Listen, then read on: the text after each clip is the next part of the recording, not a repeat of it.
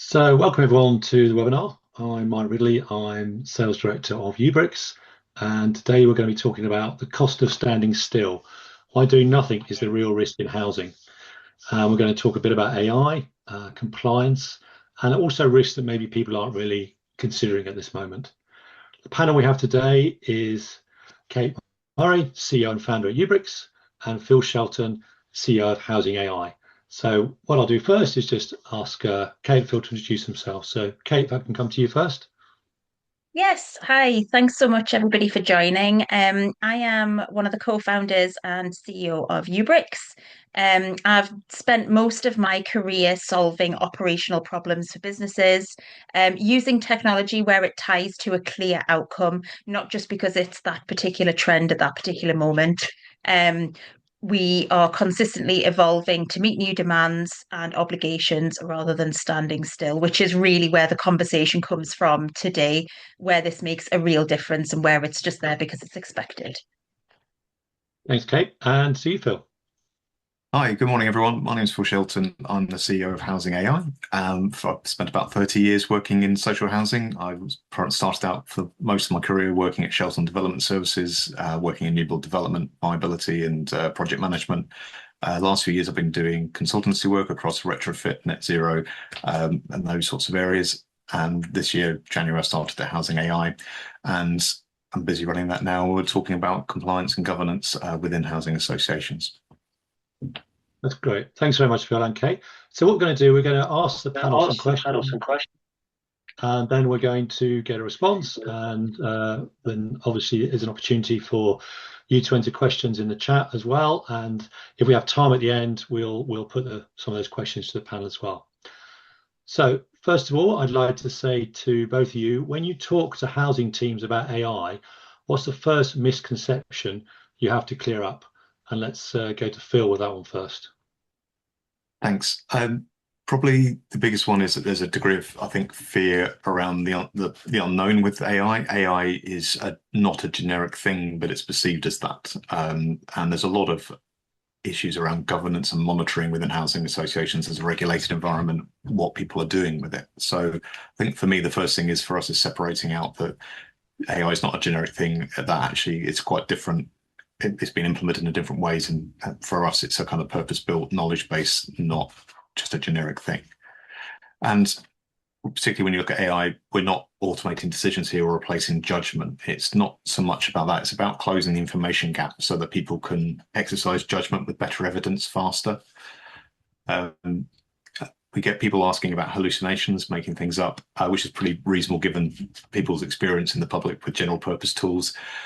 But when we're talking about AI here, we're talking about things which are grounded in proper data, in proper updated, regularly managed sources, so that you take away that kind of I'm just going to go and find the nearest thing I can get on the internet and give you a response based on that. And I think it's not just about. I mean, we talk about compliance a lot. It's not just about that. It expands strategic, it spans operational, practitioner needs. Everyone is using AI within their organizations. They just don't always realize it. And I think it's about giving people a kind of clear understanding of what it means and how they can take that into their, use the tools that we're talking about safely in their organization. That's great. Thanks, Phil. And that's you, Kate. Yes, some really interesting points there, Phil. I think some of them that you mentioned there, we do hear ourselves very frequently. I think another thing that we do experience is that people have this misconception that it's going to replace everything that they've got internally. So it feels like such a huge jump to them because they think that all of the systems that they rely on, that they're comfortable using, are going to be just completely removed from their day to day, and they're going to have to learn something completely different. And then the thing that you alluded to as well is the judgment side of it. So I think almost every person we've spoken to over the past however long, they worry about that accountability side and they think, oh, actually, is that going to be some system that we don't really know yet, making decisions on their behalf that they have no visibility of, Mm. which would scare anybody in any Yeah. industry, not just ours. Yeah. I think the other thing that we allude to quite a lot is the data side of it, and you guys at Housing AI are so hot on all Mm. of that. Um, it's not decision making. It's AI. Every AI demo that people join looks Mm. amazing on the surface because it's running on that vendor's clean data. Yeah. Whereas with what you guys have done with Housing AI, it's very specific to the problem you're solving, which I think is so important when people are considering adopting AI in different parts of their business. It's about Mm. making sure that the AI understands that goal, that outcome, before you Mm. try and make those significant changes to the business. Um, Yeah.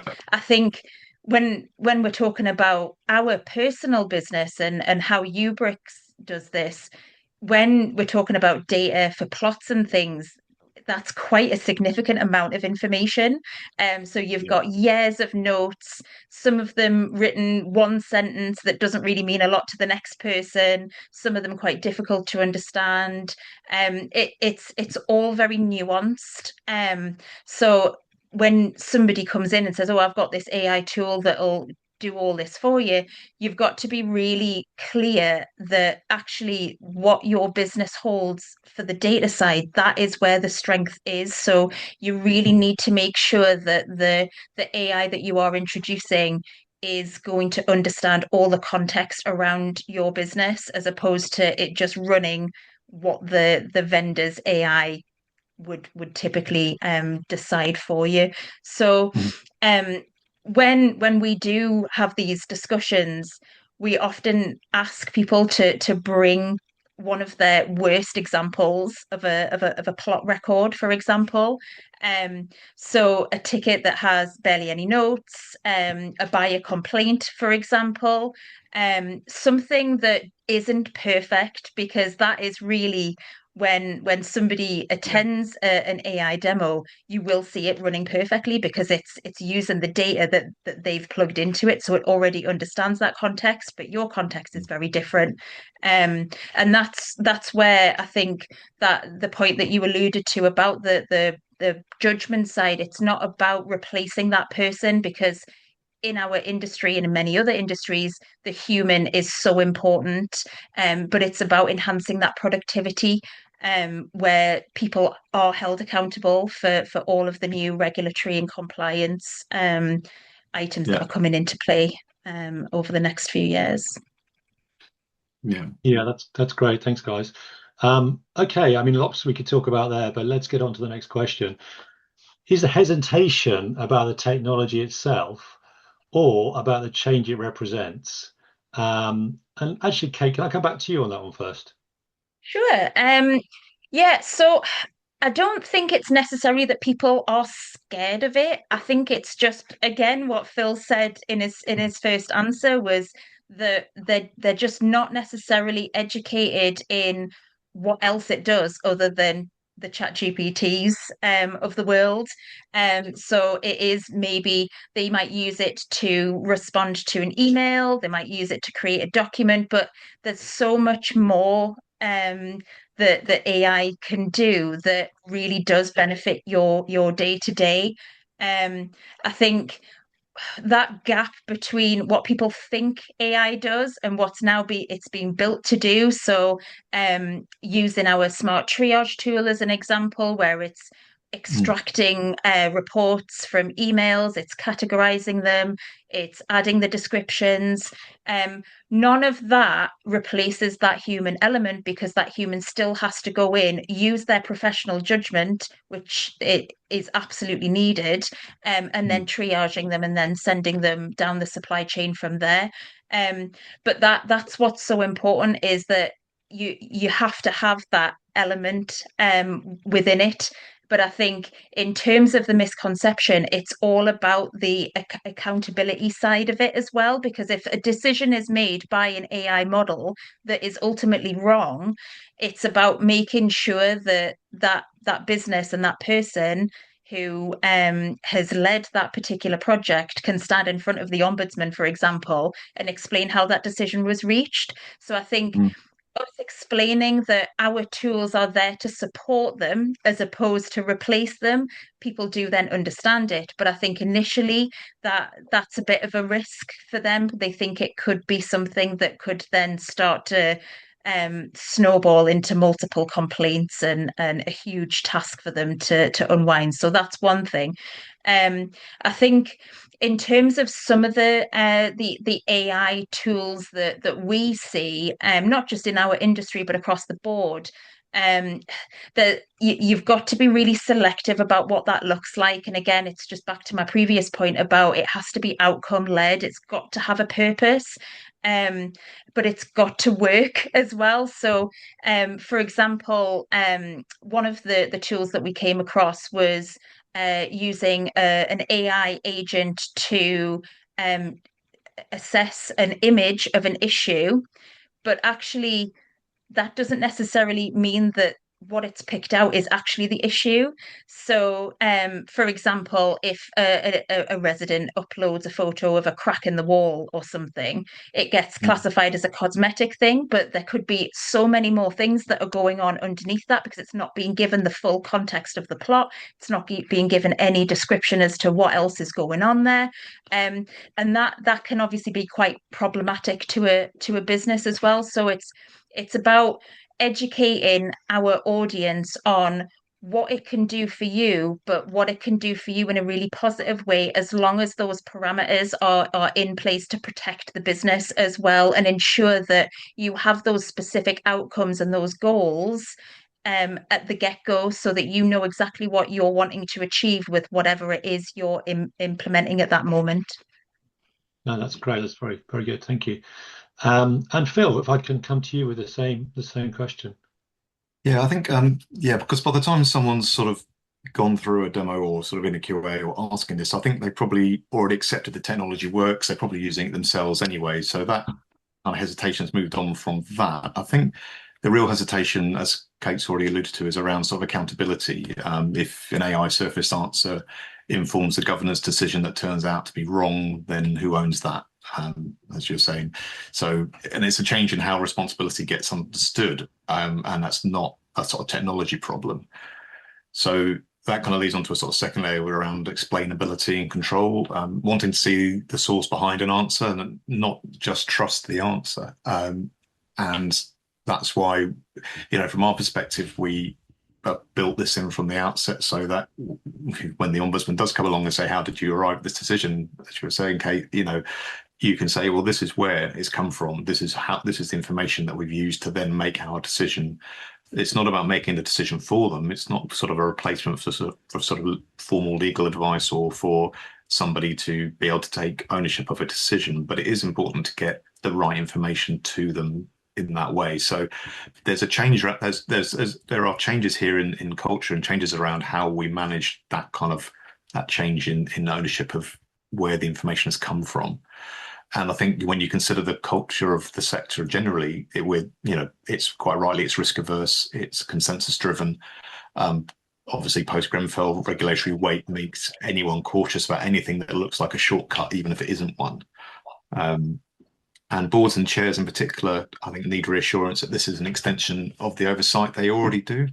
It's not a leap of faith into something that's not kind of trusted. And when we talk about tools being specialized tools for their job that they do, that's really what we're talking about here. We're saying, would you rather stand behind an answer that someone's just gone by themselves, gone onto ChatGPT, they've picked up the first thing it's found online and given you an answer back, or would you rather have that same person using something that's got all the right information already in its knowledge base, it's up to date on a daily basis, and it's giving you something that you can stand behind? So I don't think the hesitation is around technology. I think people are sort of moving on from that. I think the change in culture around how you manage the governance of that and how you kind of show that you're doing the right things, there's a lot more around that I think makes people slow down and makes them a bit nervous. That's great. Thanks very much. It's very good discussion points there. So I do have the next question for you both. Where do you actually see the risk sitting for an organisation that decides to do nothing? And maybe I can come back to you, Phil, on that one. Yeah, kind of what do you do? Doing nothing isn't a neutral choice, is it? It's probably just doing nothing is a choice in and of itself. It just has a kind of less visible risk profile, maybe. When you consider just how much all of the standards, legislation, regulation, it's constantly moving and updating. There's new things coming in all the time. It's, tracking that manually with stretched teams means all these gaps suddenly sort of get wider, but they get wider quietly. People don't realize until something goes wrong. So it's not like something which is really obvious. Oh, we know this has happened and therefore it's going to impact everything. It's just sort of, it's not a problem until it becomes one, and then it really is one. So the risks of just doing nothing are that you continue to sort of have those gaps widening, and it's the sort of the risk around capacity sort of compounds this. So you get more and more regulation. There's more and more to do. The teams aren't getting any bigger, so they just got more and more to do. People have to remember a lot more. They don't have time to sit and go and look things up every single time for every single question. So they rely on their own knowledge. They rely on things which are becoming out of date because the changes that are going on are coming in. And it's not just that. I mean, the boards as well, from an exec point of view, it's not just I'm tenant facing. I need to know that when I'm dealing with a complaint, I'm doing it the right way against policy, against what's best practice, because that reduces risks of everything else going wrong from that point. But knowing that, I don't know, future home standard comes in next year. How does that impact my policies now and what I'm doing now? How do I know what's coming and how do I keep track of all of that and make sure everything has been kept up to date? That's not easy, and that's a big. There's a huge amount of work goes into that. That's what we're trying to solve. But I think it's worth bearing in mind that's against the context of the regulator getting stronger and expecting a lot more, not just that you say that you're doing something, but actually showing that you're doing what you said you're going to do. And that's a different question. So yeah, there is a lot of risk there for organizations, particularly if you just do nothing. Nothing gets better if you do nothing. That's true, very true. And to you, Kate. Wow. Yeah, I think you've covered quite a lot of the points I wanted to make, to be honest. Got in there first. But yeah, I mean, agreed across the board. I think for me, when I think about risk, it's not just somebody deciding that they're going to just do nothing and accept risk. It's something that compounds over a period of time. So little things start to accumulate until you realize everybody else has kind of got with the times and moved on and started working in new ways. And you're the one still writing down snags on a piece of paper that's subsequently got lost in a site manager's van or whatever. I think in terms of all of the regulations that are coming into play, specifically in our use case, it's so important to have a clean digital audit trail. If you don't have that, and if you are still writing things down on pieces of paper, or you've got a million different spreadsheets, or you're relying on WhatsApp, email threads, whatever that looks like to you, you're going to really struggle if you are presented with a complaint. And interestingly, we had a conversation with a builder a little while ago about complaints, and even that landscape's changing. So buyers, tenants, whoever can just go on to ChatGPT, others available, and ask it to construct a really well worded complaint letter, using best practices, using laws that they can bring into it to justify their experience or whatever. And that poses its own problem for builders, especially if you don't have that golden thread. So that's a really strong point that I would sort of try and assure people that if you do start to think about taking this step, that will protect you long term, because you will have that evidence if somebody does get the ombudsman involved, then you have got that evidence to back up your position, rather than you guessing or scrambling around looking for things that could be anywhere. So there's that. I think again, Phil, when you mentioned about the regulations, the standards, there's so much going on in the industry. It's really difficult for people to keep up with it. We just had I say we, Mike just had a conversation the other day with somebody who hadn't heard of the Future Homes Standard.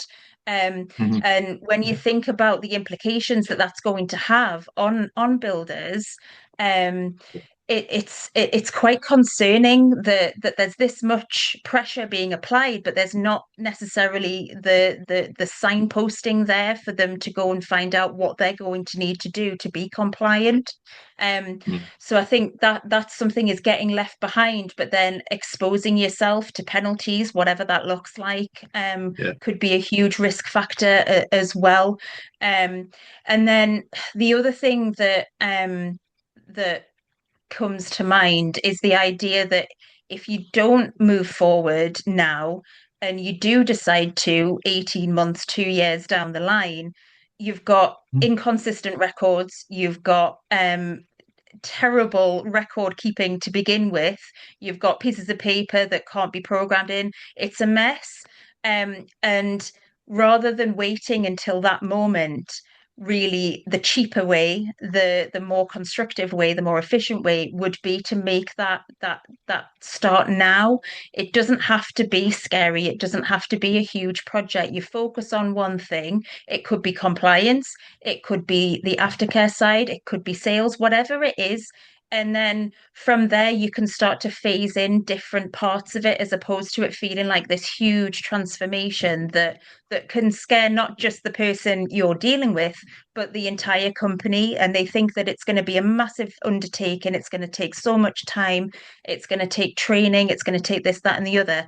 And really, what we should be trying to do is support them through it in a more phased approach, and de-risking that part of the process for them. Yeah, I agree. I mean, sorry, just to quickly pick up on that, was the whole thing around that you can't change overnight. You've got to plan it and go through that change. That's I completely agree. I think that's a really good point. And the fact that, like you just said about this, that organisation not knowing about the future home standards, the risk here isn't a kind of a straight line, one size fits all. The risk changes depending on the size of your organisation and the resources you've got to implement this. And so very big organisations are going to have people working and knowing and sort of working on this, and even they're not going to be up to date. Then you've got people down who are just sort of WhatsApping each other and saying, do you know about, can you give me one of these policies because I don't have something, or can you help me out? So what we're trying to do here is clearly, both of us, I mean, in that sense, is kind of be able to manage that for all organisations so they can all benefit, not just people with big budgets. Yeah, exactly. Yeah, really important stuff. Okay, so just checking the Q&A and see if there's anything further we want to ask. There is one, I think, if you want to give maybe a quicker response from both of you. For someone weighing it up right now, what's the one thing you'd want them to understand? And maybe I'll come to you, Phil, on that one first. Yes. Oh, okay. Thank you. I think doing nothing feels like the safe default option, but it's not. It's not neutral. It's already a decision with those consequences. I think AI is not a replacement for governance or professional judgment, but the important bit around what we're doing here is trying to say, like, you need to have the right information in front of you that you can rely on to make those judgments. And that's what we're doing. That's the kind of what we call the governance information gap, that distance between what boards and committees think's happening and what is actually happening operationally and day to day. So probably, should we use AI is the wrong question. It's more is, whose are you going to trust, and does it solve my problem? Great, thanks. Kate, do you want to talk to that one? Yeah, 100%. It's again, I mean, I feel like I'm a bit of a broken record, but it is about that problem you're trying to solve, and not sort of shoehorning a business into something that they don't necessarily understand, or they don't need, or isn't actually solving that problem. So I think it's it's so important to be transparent about what it is you're looking for and asking those right questions from the get-go. So is it that for example, your sales process is taking 3 weeks longer than it should be, or your competitors are, or an office down south is taking. And that specific goal, when you are in that meeting, that demo with a particular vendor, they should be able to then show you how that is going to fix that problem for you, as opposed to it just being a generic discussion and a really sort of bland tour of features. So it's always got to be back to exactly what you're wanting to achieve. And then just alluding to what I'd said before about it isn't about ripping everything out and undertaking this enormous transformation project. It's about being specific enough, and the additional benefits of that platform will then be phased in. But pick one thing, and then it's less overwhelming for everybody involved. Right. Thanks very much, guys. So yeah, we're drawing the webinar to a close now, but maybe from everything that's been discussed in the last half an hour, I don't know if I can come to you both and maybe just give me one line or one or two lines as a takeaway for people on the call. Kate, if you're happy, I'll come to you first. Yeah, I mean, just for me, the businesses that are getting this right aren't the ones jumping into AI just because everybody else is. They're the ones asking the right questions. What data is behind it? Who's accountable when somebody goes wrong? And does it actually change anything for the business and my team? Thank you. And for yourself, Phil, a nice takeaway. Yeah, I think consider the information that you need to have in front of you. Where is that coming from? How is that sourced? Can you rely on it? And when you're asking questions about how do I do something, whether that's at the front line or whether that's at a board level, it's making sure that you can trust the information that's coming back. Brilliant. Thanks very much, guys. Thanks so much, Kate. Thanks very much, Phil. Thanks very much to those that have joined. And obviously, feel free to reach out to us and follow up on a one-to-one basis. We're very happy to continue these discussions, and obviously also look at your individual businesses and see if there's ways we can support you. We will obviously prepare a recording for this as well and send it on. But obviously, for me, I think the summary is, doing nothing's not the option. You just don't have that. And the thing you should do is just make sure you're open and you're accepting what's out there and see how it's going to benefit your business. So thank you very much for your time, and we look forward to speaking to you soon. Thank you very much. So much. Bye. Cheers. Bye.